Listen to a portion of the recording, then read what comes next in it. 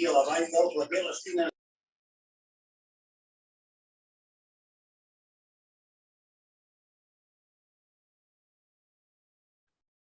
as we admit more people in for the live session, we can start with your introduction, Jephtah, and we can talk about your journey in the community space. And so give a highlight on what we would talk in the workshop. Yeah. Awesome. Thank you so much for that short intro.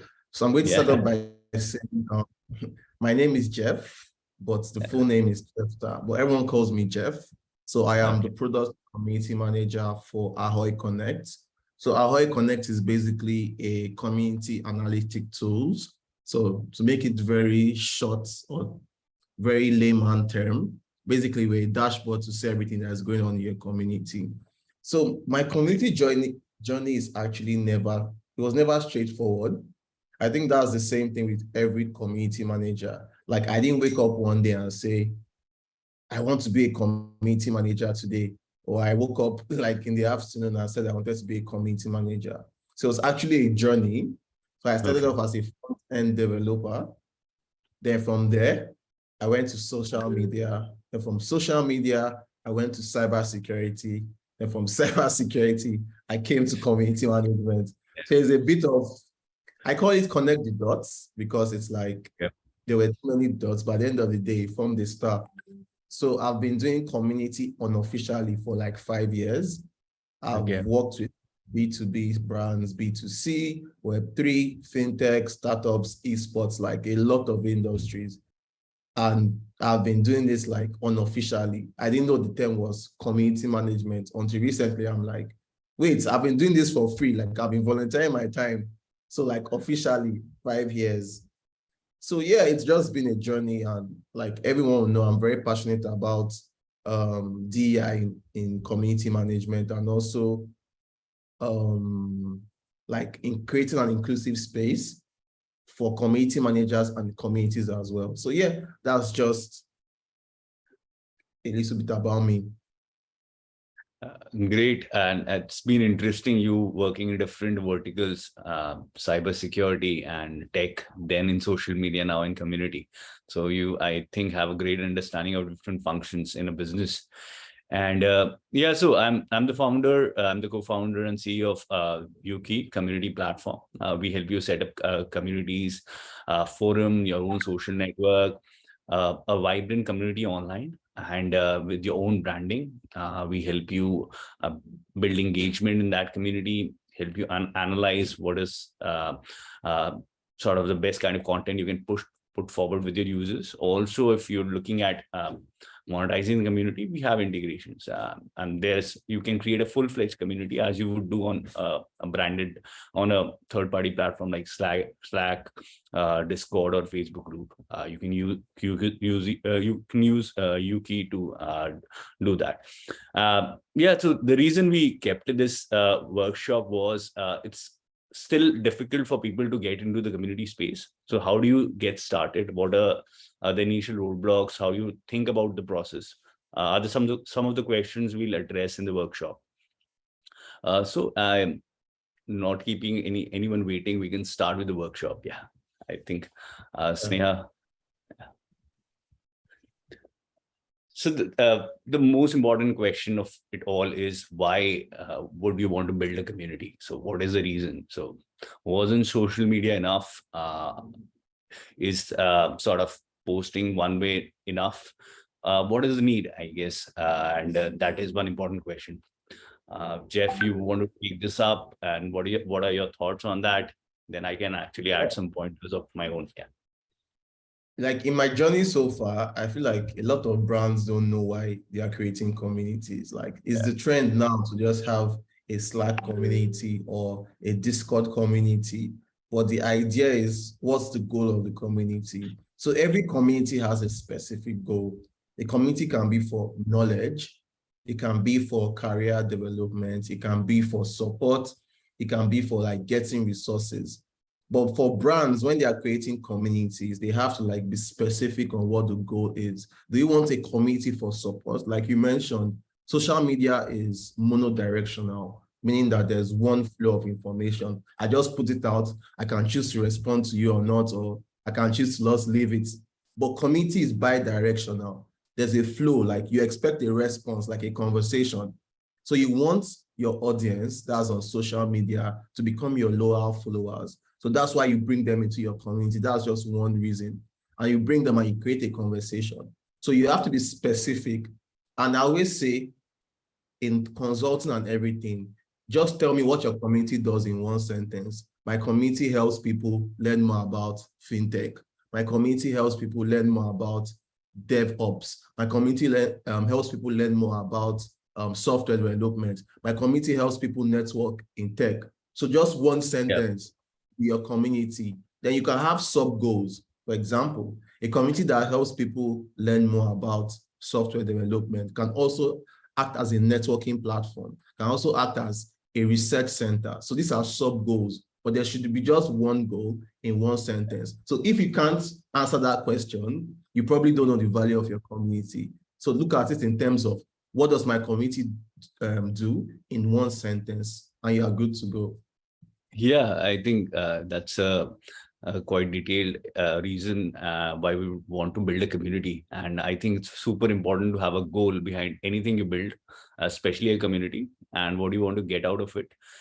Say, I think it can be built for supporting your product. It can be a community of particular vertical, as you mentioned, and or you want to sort of go deeper in a particular topic, talk about it. I think DevOps is something which is specific. People want to learn about DevOps, or can be something around cloud computing, can be around arts, NFTs. So these are specific goals. People are sort of fixated on an idea of getting numbers on the platform. I think that was a social media game. And now it's more important to have more engaged users. So moving from one-to-one connections to many-to-many connections in a way. So people are conversing in between themselves and are putting their ideas around a particular goal. That's super important. And with that can help you drive a lot of engagement for your sort of the vision you're going after, or a product you're building. So that would be my take on it. Yeah. So one quick acronym I also use, I learned recently, is called the capital C community. So it's an acronym to measure if your community is actually like impactful. So capital in C stands for concrete. Every community has a concrete plan, a concrete idea, a concrete goal, and you work towards that goal. A is allows a response. So most community platforms allow people to interact with each other, whether it's in a forum-based community or in a social community like Discord or Slack. There's always allows a response. Then P is a platform. So your platform choice is affected by your goal of your community. So if your community is for support, you have so many like Zendex, like so many. If your community is basically for NFTs, crypto, you have Discord communities like put towards that. Then I is interactive. Like your community is not healthy if it's not interactive. Like I can see communities that have like 5,000 members or 10,000 members, or you are seeing like 5 comments. That's not an interactive community, and that is not a healthy community. Then T is trackable.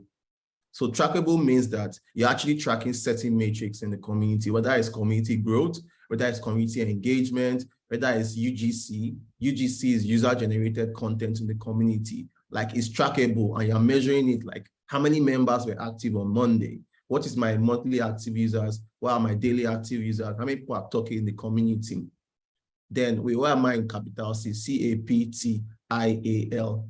Then L is there are levels. So levels meaning that you might have a gamification strategy to say, okay, these are my most active members.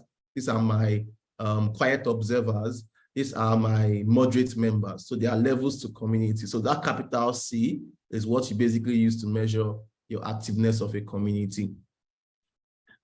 Yeah, that's super interesting how you put this up. I think I'll be using this acronym more to actually understand and think about a community. I guess that's super interesting how the acronym. I think we can move forward. to the next question, which is, so how do you get started? So everyone has intention or intent to build out a community. So what are the steps one should take? And with everything happening when you're starting out, how do you think about sort of getting started building a community? So and sort of getting the initial set of users which will drive your vision forward. Yeah. Awesome. So I see it like this. You start from people that are nearest to you. So it's sort of like a village. Like you want to build a village. You have people around you that you can help build. So who are your most active members on social media? Like you definitely have them. Who are your most active customers? Who are your most active users? So you just invite these specific people into your community. So most brands and most community managers make a mistake of saying we want to invite as many members as possible. And feasibly, that doesn't it won't work because you do have the capacity to handle like 1,000 members, 2,000. So I'll say the approach towards building a community, start small, then scale large. So you start small with what you have, like build, have an engagement strategy. What are you doing weekly? What are you doing monthly? What are you doing yearly? What is going to be said in the community? Who's your target audience? Then invite like 10 people. So you have what you call an MVC. So an MVC is like a minimum viable community. So that's just a test community for your brand. You can say, okay, let's invite 10 people and let's hear what they think about this community. Let's invite 20 people. You work on your engagement strategy. What is going to be done in the community weekly? What is going to be done in the community monthly? What is going to be done in the community yearly? And you tell them these ideas. Then you see what happens. If it works out, I kid you not, more members will join because these 10 members become advocates of your community. They become like your word of mouth and it grows from there. So starting small and scaling large is like an approach you should take towards community. You shouldn't scale large and say you want to grow bigger. You start small, having those that are nearest to you in terms of like, okay, how do we bring 10 members?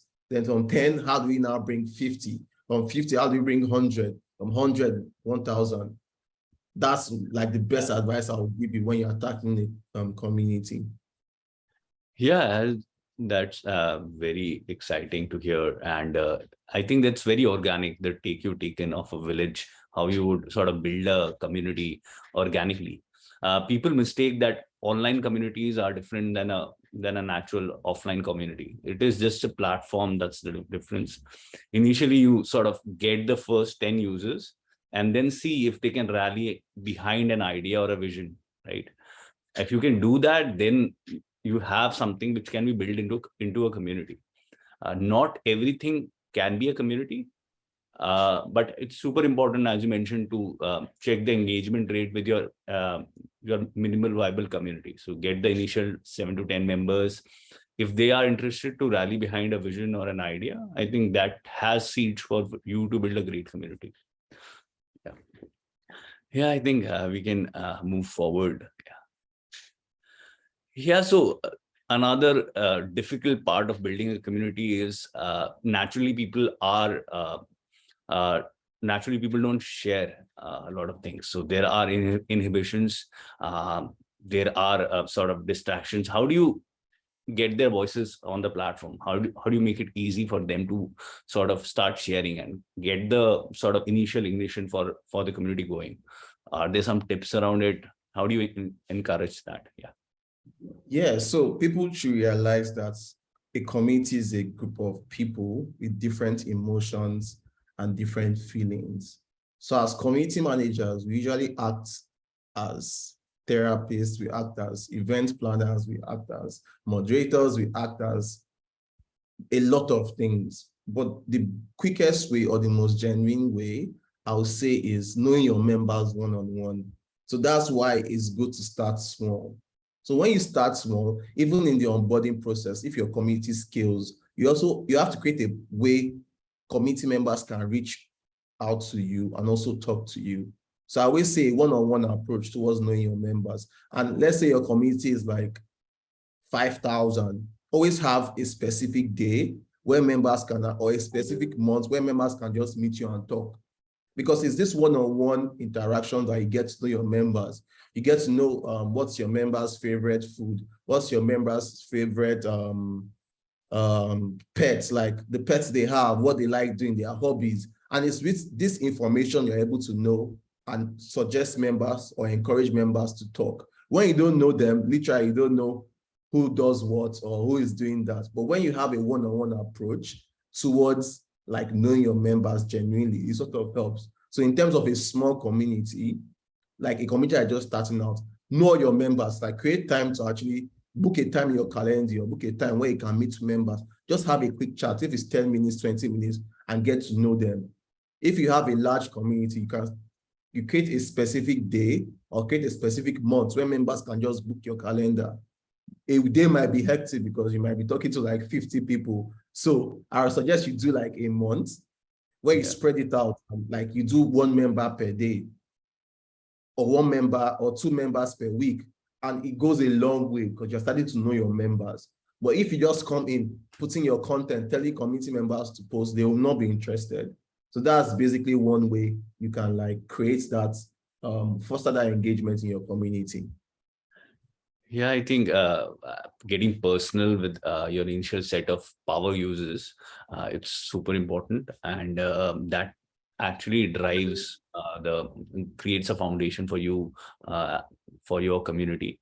And I'll give you a very sort of example how we sort of initially started building out. So we started off as a Facebook group where we talked about what are the problem and challenges around video streaming for a product Vadoo, and realized that a lot of people had those similar challenges. And we were very personal with the initial set of users to understand what the problems they were facing on the platform, and then sort of build a foundation for a community, which led to building our product. So I think getting personal, asking the right questions, sort of getting to know them better would be the sort of foundations of building out a community. I think we can take the next one, Sneha.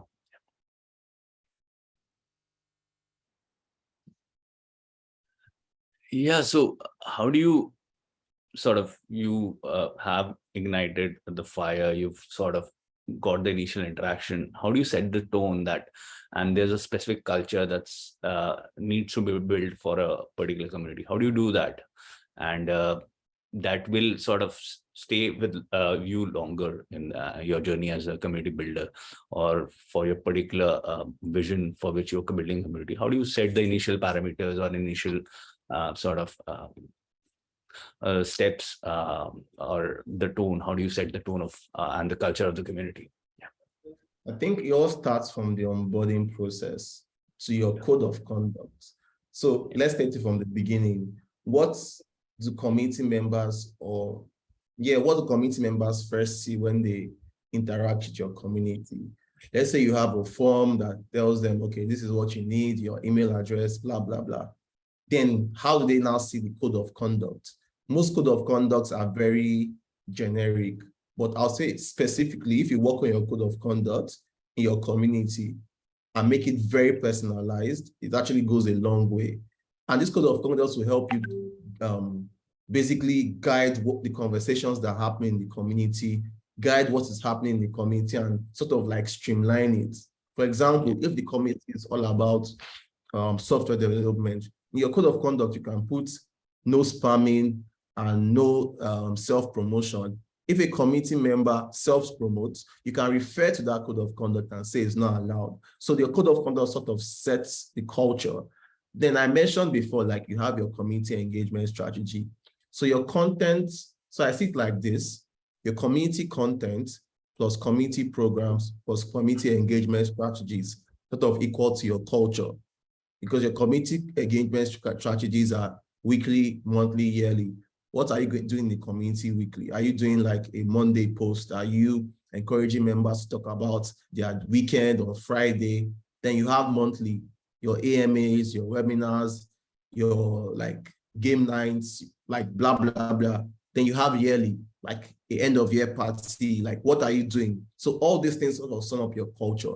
And they also refer back to your code of conduct, because if your code of conduct is not strong enough, definitely community members can talk about whatever they want to talk about. And your community is, I see it as, you want to create inclusivity, but in a gated way. So you want to protect your community members because obviously you're trying to create a sense of belonging. So you want your community members to feel safe enough to actually engage in conversations. So if there's no transparency in the code of conduct, anybody can say what they want to say. There might be bullying, there might be racial slurs, there might be so many harm to your community. That's why your code of conduct is very important. And your community strategy should sort of form your community culture. What do you do when a new member joins? Do you have a catchphrase you all use? Like in Ahoy, we always say Ahoy, like to all you members. So previous members use it as well, because I've created the tone for that welcoming. Like, is there any hidden jokes within your community? Like these little things sort of guide the conversations and the culture in your community. Yeah, absolutely. I think having something to refer to as a code of conduct and rules is something very important. So, and you can actually refer that to a user who's actually not following the conduct of the community or the tone of the community, and also how you interact day to day with the community members does set a culture or tone with the community. So if you yourself don't follow the conduct, actually people won't sort of imbibe that and take it forward. So I think setting up the initial code of conduct is really important, and then keeping it safe for everyone in the long term. And you yourself as a leader in a community, or the bunch of leaders who manage the community, should sort of set the tone themselves in the conversations they have, in the interaction that they have with others on the platform. Yeah, I think we can sort of proceed to the next one. And if anyone has a question, just drop it in the chat. We'll take it up, and we'll have some time at the end for some questions as well. Yeah. So I think you set the rules, you take the platform, you are comfortable building out a community. You've got some initial users, but how do you be I think consistency is something very important. How do you set that up, and how do you regularly keep the users engaged? So how do you not fall in a trap where you have the initial fire, but you are not consistent? So how do you, is it scheduling posts, or is there a framework to think about this? Yeah. So I think every community manager would face this, that your community strategy will have to be flexible. It's not like I said, you are dealing with a group of people with different emotions. And if you keep doing the same thing like every time, definitely there will be a decrease. For example, if you know there's going to be a community webinar on Thursday, and every Thursday you do that, definitely when you first start, it might not be like in 3 or 4 or 5 weeks, it might not have the same audience as well. Sorry. So I'll say being flexible with your community strategy is key. And also, how do you come up with strategies to encourage UGC, that's user generated content, or as we call it, community generated content. So you want your members to actually post about what they do. You want your members to share articles about themselves. You want your members to share things they do, because an active community is a self-sufficient community. Community manager just moderates channel and picks out what is going on. But when a community manager keeps on posting content, it becomes very spammy. So you actually have to get community members to actually post about themselves. And that's when that one-on-one interaction comes in. And in consistency, I'll say, think of community as a garden. You have to consistently water it for it to grow. But they'll reach a stage where it becomes big. Let's say you're planting a tree and you are watering it every day. It becomes big and it has fruits. So those fruits are the resources and they are the people. So your goal as a community manager is to plant the seed and watch it grow. But you can't be watering it when it's already a tree. If not, like it will have so much water. You can't keep on pouring water the same way you poured water when it was a seed. So you have to know that your goal is to get your community to be self-sufficient by them posting themselves. And it doesn't have to be so consistent every day because, like I said, we are all humans and we have different emotions. So you can post on Monday, you can post on Fridays, because when you keep posting every day, people get sort of bored of it and it becomes spamming.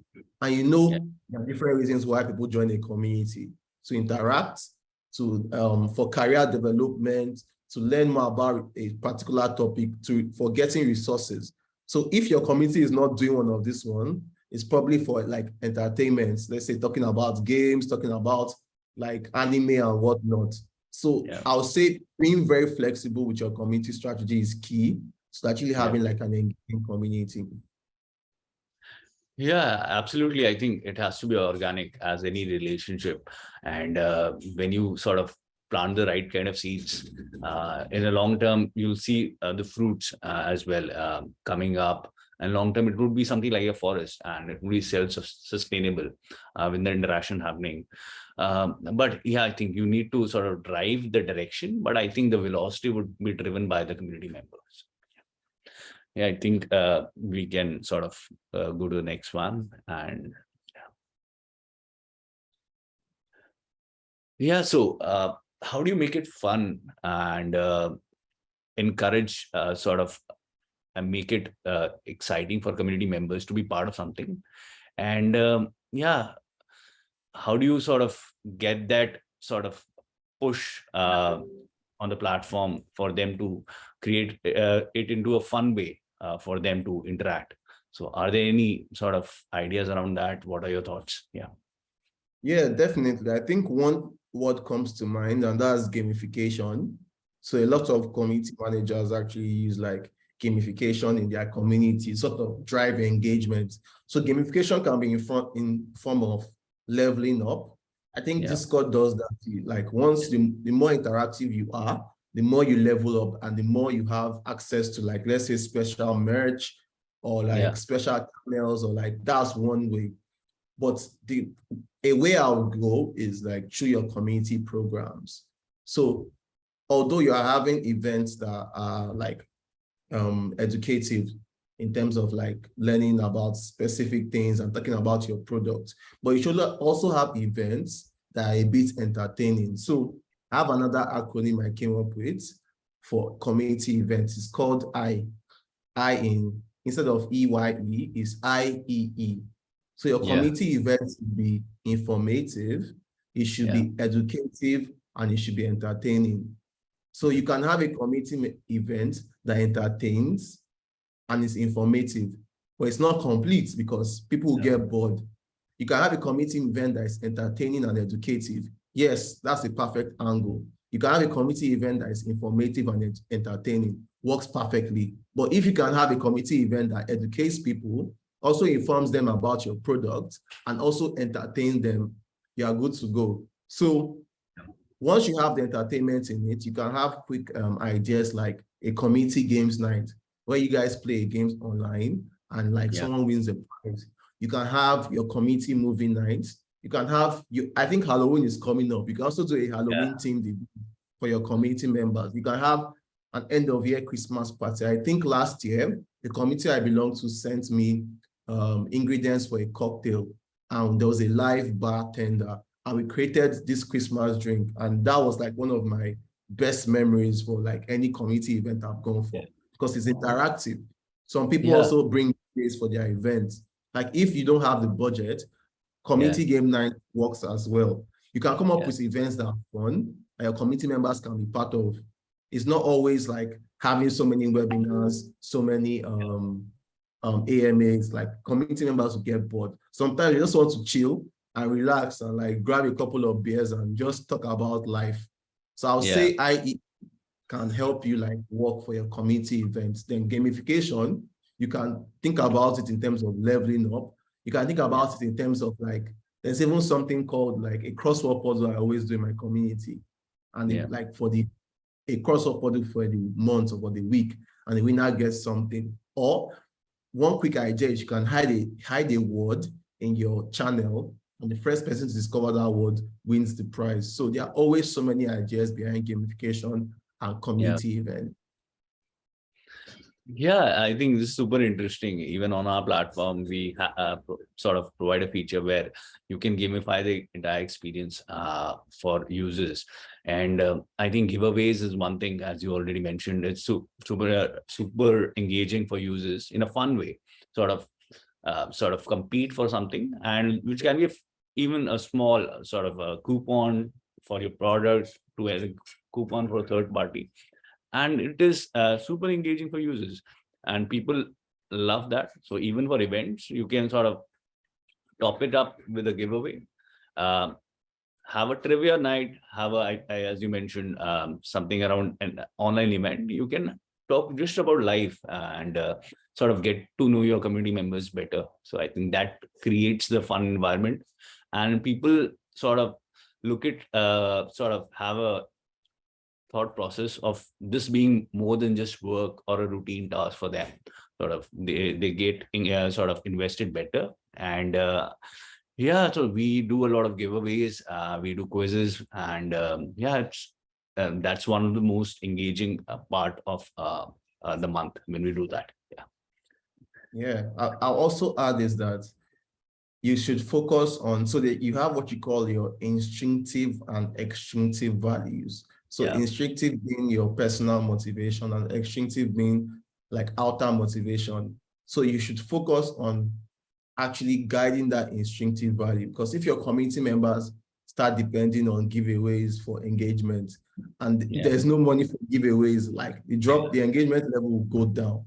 So you should also like motivate them, like I think every community leader, every community manager should try and make their community members leaders in that space, because once they have a sense of responsibility, like they can go do more and more and more. Yeah.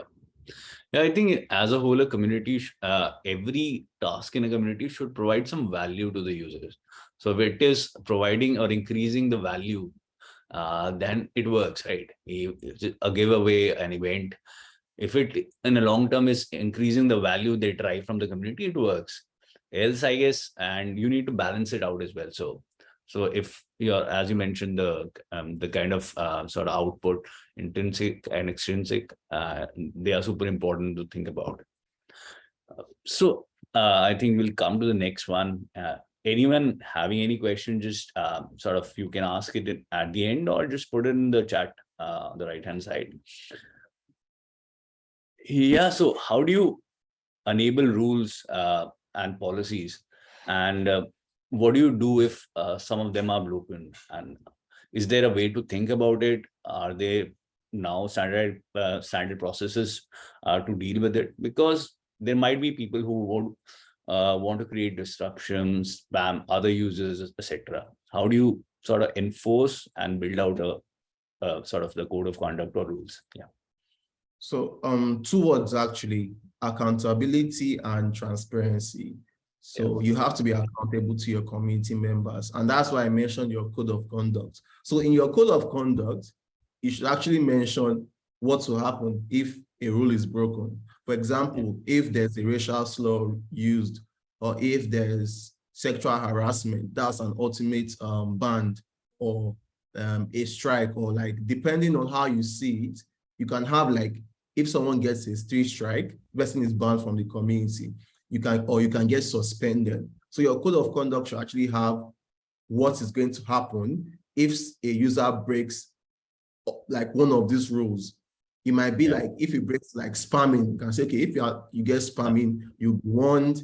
If you harass someone, you can be banned. So your code of conduct should actually have like repercussions for any rule broken. And you have to like enforce it, because if community is like a public space where everybody can see what is happening. So if someone breaks the rule, everyone can see it.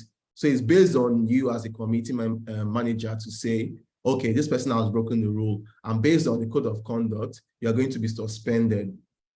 And your community members can see it, like there's accountability. But if your community members see that there's no accountability and there's no transparency, everyone will say, why should I follow the rules? Because Jeff is not going to do anything. and your community becomes chaotic. So you have to be accountable to like the code of conduct you put and also enforce them as brief as possible.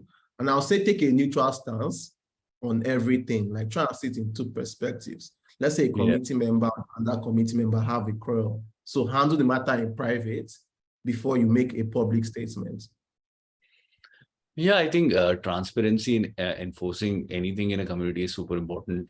And people need to know what are the consequences for a particular action in a community. And that sort of provides a safe place for everyone to sort of engage. If there are rules that are not enforced with sort of references that this sort of rule was already designed and you agreed to when you joined or started interacting with the platform, then sort of if you consistently do that, then I think it provides a safe environment. And I think, as you mentioned, there has to be a procedure for every kind of sort of potential disruption in the platform. So if there is, then what do you do if there's a disruption on the platform? It should be mentioned and users need to agree to that. Yeah, I think we can go to the next one. Yeah, initially as you get started, you're just might be one person or two person getting your community started. Then you get your initial set of users who have a potential of being leaders on your platform. So how do you sort of closely work, sort of get the initial users on board? And why is super important for you to sort of get help from the initial users as moderators, as admin, as people who would want to sort of design engagement on the platform? So any thoughts on that? How do you sort of create the initial set of leaders on the platform, and how do you consistently sort of nurture more leaders? Yeah, I'll say for most startups, they usually have like one community manager, and the community manager acts as like the event manager, the moderator, in some cases, the programs manager, and much more. But once your community grows, you realize that one person can't handle like 10,000 people. And that's when you have specific programs. So you can have a super user program where you actually like get a bunch of people, like it can be an application process. We are doing that at Ahoy right now. People apply, then you see they're a fit for the program, but you also give them value. For example, in Ahoy, if the super users write an article for us, they'll be paid for it, but they can also help us moderate the community and come up with ideas. That's just for the super user program. Then you can have the ambassador program, where there are community leaders that sort of like plan events, invite people into the community, or much more. And you can have moderators, people that just volunteer to like moderate a community. You'll be surprised that because I love a community, I might just say, I'm going to dedicate my time to do this for free. And I'll just like encourage people to talk. So it depends on how your company sees it. Like, what do we really need? Do we need moderators? Do we need a super user program? Do we need ambassadors that are community leaders? Or do we need to hire more community managers? So I would say it depends on management's like view on it and how a community manager can actually defend like, okay, I need there to be more community managers in this company, or I need there to be more moderators, and state your reason why by providing data, because data is power. So if you provide like, see, I have like 80 hours in a week, which is a lot to work, and I can't, or I have like 80 hours in a month and I can't dedicate my time fully to the community, and for it to flourish, we need more help. So I'll say defend your reason for hire with data, but in terms of like creating more help, it depends on what the company sees, because a super user program can work, an ambassador program can work, and also moderators can work as well. Yeah. I think that's a great way to think about it, and how because it's a 24 hours sort of 24/7 kind of work you need to put in. As people are online, they might be at different geos in different time zones, and as soon as you grow big, you would want to sort of have people online to actually moderate the content that's flowing on the platform. You can automate a bit part of it, but still I think you would need human intervention. I think having data who are the most active users on the platform is important for you to drive a power user program as well. So getting the power users more added incentive on the platform, as well as using them as leaders on the platform.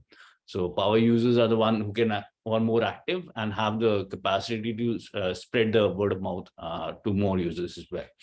So I think data is super important, and as you grow, you would need community managers, maybe in different time zones or for different events. Yeah, I think where to build a community. It can be on email, it can be on any third-party platform, it can be on any blog. So I think I'll start with this. How it's not important where you build a community, but how do you build it, and does it have a great foundation for a long term? So there are communities which are very active just on as an email newsletter. So a lot of them in tech, even Web3 are very engaging and active as an email newsletter. There are membership sites as well. So where you sort of take membership of a course, and then you get to join a community, maybe on a third-party platform or a branded community platform like UUKI. So yeah, so it can be as a forum. So if you're doing a support, and forum is a great interface for you to have async communication with users. So you don't have to be active on every time. So users can come in, get access to a knowledge base, ask questions, and give answers as well. So create that many-to-many interaction. It can be a Slack community. So yeah, so you want to talk about how blog can be an online community and people starting and other ones as well. Yeah, so I'll say I mentioned capital C before. Yeah. So if your community or if your platform doesn't like cross-check all these things, it's not a community. So if you are creating a blog, is there a way for community members, or is there a way for your audience to sort of reply?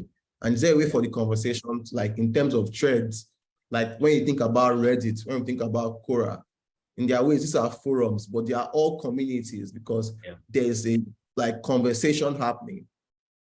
So if your platform doesn't doesn't cross-check all these things, it's most likely not a community. It's actually just a social media platform. And your social media is your audience. Your audience are people that see your post. They might like it, but they might not interact with it. But your community members ideally are people that see your post, they interact with it, and there's a conversation happening. So if you are creating a forum, a blog, a Slack community, whether it's on Discord or Discourse or Reddit, think about it in terms of what is the goal of my community? For example, you might have a community just to post pictures and for people to like it and comment about it. So do you think ideally, think about it like which platform will work well? And people also forget like platforms are affected by region and target audience. So for example, Nigeria, one of the most used platforms for social networking or social messaging is WhatsApp. So people actually create communities in WhatsApp. And that is Telegram. People create communities in Telegram. But Discord is not as popular in Nigeria because it's not just popular. And the learning curve might be higher than that of WhatsApp. So if you create a Discord channel, definitely people will join, but the number of people that will join your WhatsApp channel will be broader than that of Discord. So platform choice also affected by region, by your target audience, and what the goal is. So I'll say it, if your platform allows bi-directional communication, like you can go for it.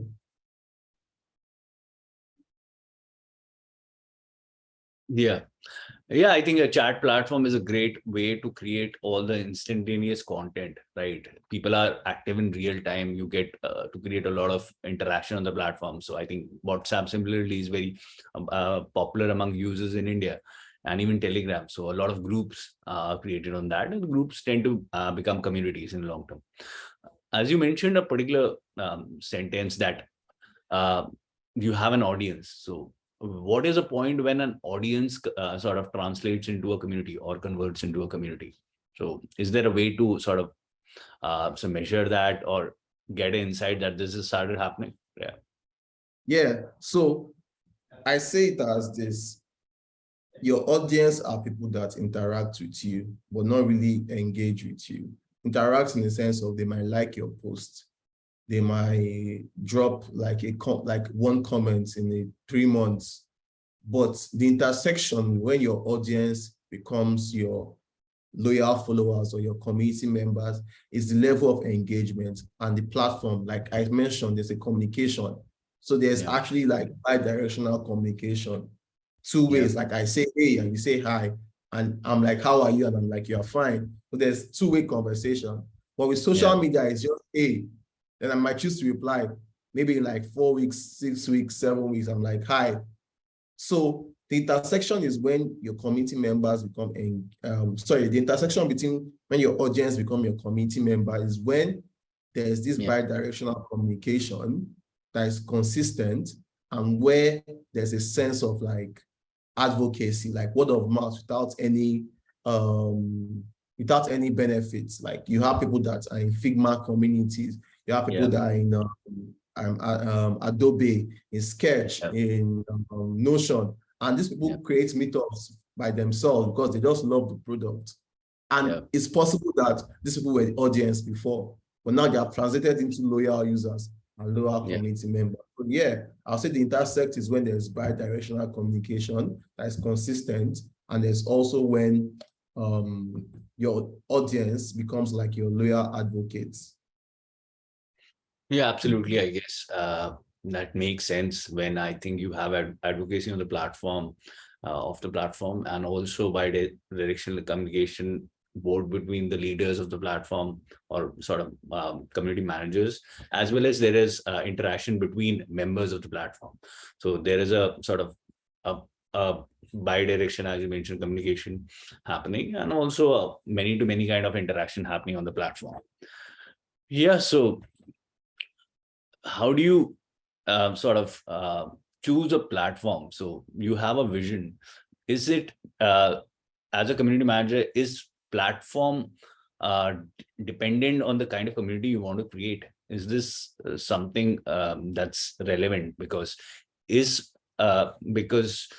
gaming might need a certain kind of platform. So if you're building a gaming community, but a support might not need a chat platform, might go for a forum. Is platform important for sort of choosing when you get started building a community? Yeah, definitely. Like I mentioned, your goal of your community is dependent on your platform, is dependent on your goal of your community. And it's also dependent on your target audience, and it's also dependent on the region you want. So region, target audience, goal. So if your goal is support, you have support-based community. I think Zendesk does one. Like just for support, like customers have a ticket, they come, they talk about, like they help each other with support. You have, I think some tools I've used before. Notion has one, Apple has one, like an Apple support community that is strictly just for Apple. So if you are joining that community, you're asking questions. Software developers also have communities like that, like JavaScript communities for help. They'll just come on board, ask questions, answer the questions, and go. That's a community in itself. So if you're using that, and if you want to create that kind of community, are you going towards the forum-based aspect, or you're going towards Slack? Because Slack provides so many features. You can post memes, you can post images, you can post emojis. So are they really relevant to your goal? Your goal is just support. You have to ask yourself that, like, what is the goal of my community? Do I want to create a social community where people can network and also get resources? You have Slack, you have Discord for that. Then also, who are my target audience? Are they in Web3? Are they gamers? Are they software developers? Are they technical people? Are they children? Are they families? Like, your target audience also determine the platform choice. Then also the region. Some community platforms are more popular in the US and India than in Nigeria. Like I mentioned, WhatsApp and Discord. Like Discord is popular in the US, especially for Web3, especially for gamers, people that are interested in NFTs. But in Nigeria, WhatsApp, even as a social messaging platform, is more popular than Discord. Like WhatsApp is #1 used, like I think number 2 or 3 most used platform in the whole of like Africa. So you can see like how big it is. So if you are bringing Discord and you have an African mentality, it might not work as well as bringing WhatsApp to communicate or Telegram. So I think these things sort of determine like a platform choice. Great. I guess we've sort of handled the question where why platform is important for building out a community. I think it's dependent, as you mentioned, on the goal of your community. Yeah, so we are almost at the end of our session, and yeah, if anyone has a question, you can actually type in the comment, or you can come online and sort of ask it via video as well.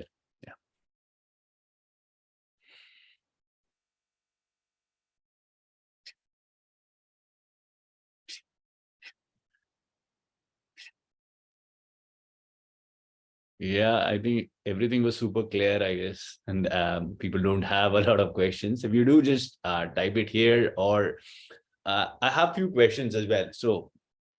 So as you mentioned, intelligence or data is important. What are the metrics a community manager should look at when he's initially managing or building out a community? Are there certain metrics he should look at, or what should he measure? So there are a lot of things to measure. It's super important to understand what are the right metrics. Yeah. Yeah. So I won't use the word the right metrics here, but I'll say the best advice I can give you as a community manager is you should ask your company, what makes, like, why am I creating this community, and what is the goal? Like, what do we aim to get out of this community? Do we want community leads? Do we want more customers in the community to like use the product? Because from having this conversation with your company, you can know and define your matrix, because most community managers just come on board and like, okay, we want to track community growth, we want to track community engagement, we want to track what is the difference between a healthy community manager and a non-healthy community manager. So a healthy community member and a non-healthy community member. Want to track user-generated content, want to track a lot of things. But at the end of the day, your company might not see value in this matrix because, like, as plain as possible, it doesn't give them money and doesn't give them value. So you actually have to have a conversation with your company first. Like, okay, I want to create the matrix. So what are you looking for to benefit in this company? Are you looking for community leads? You want more people to use our products? You want more feedbacks?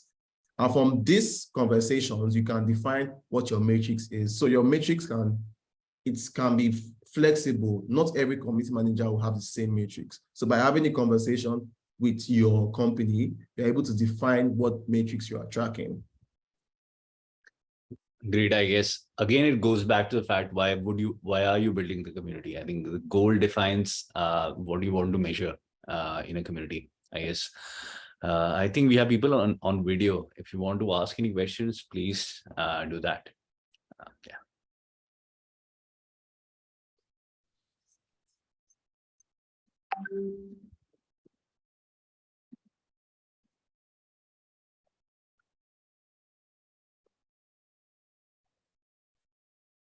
Sneha, if we have any questions, yeah, on LinkedIn, etc., we can take that up now.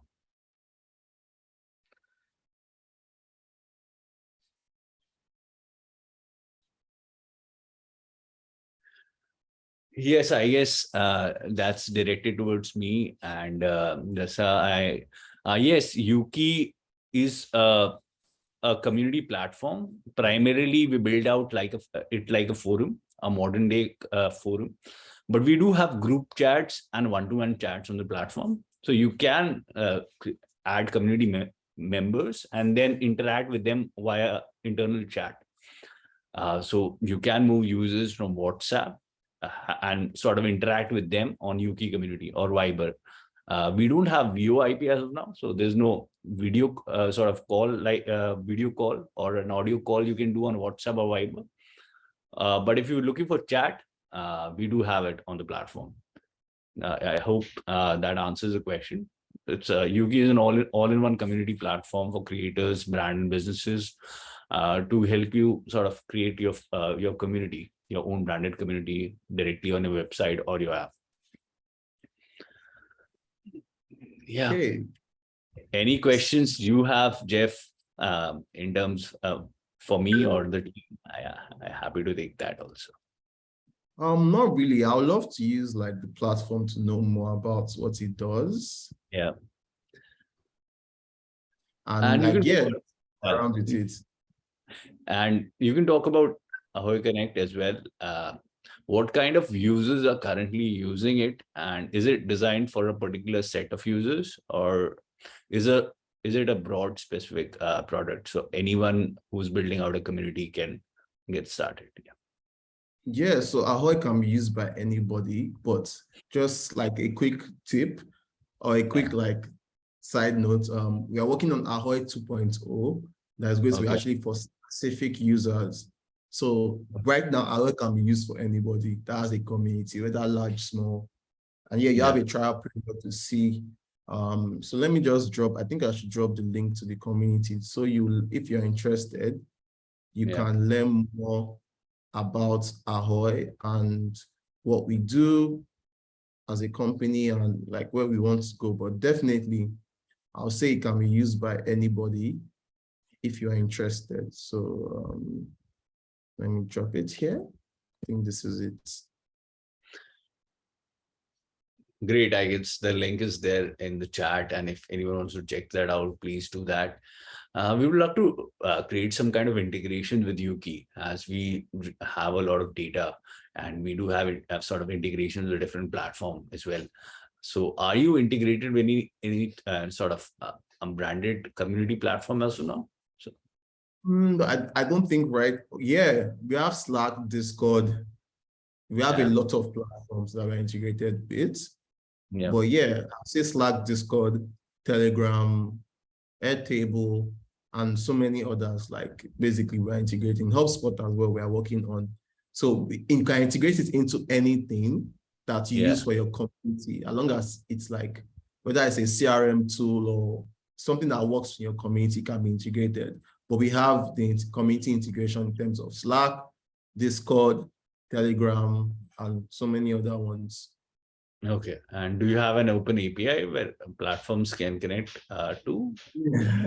I'm not sure about that. I'll have to ask the product team. I'm not really sure about if it's open source. So yeah, I think I don't know if anyone has any question else. I have to hop on that meeting. Yeah, I guess people don't have a question as of now. If we do, I think you can comment it on our LinkedIn post and we'll be happy to take that up. Thanks, Jeff, for sort of doing this with us. It was great learning from you on your with your experience sort of in the community space. Great to know about the product as well. I would love to try it out and see if we can build out some integration together. And yeah, so, and thanks for doing this. And thank you so much. It was great. It's a pleasure. Have a great day, everyone. Bye. Yeah, have a great day, everyone. Thanks.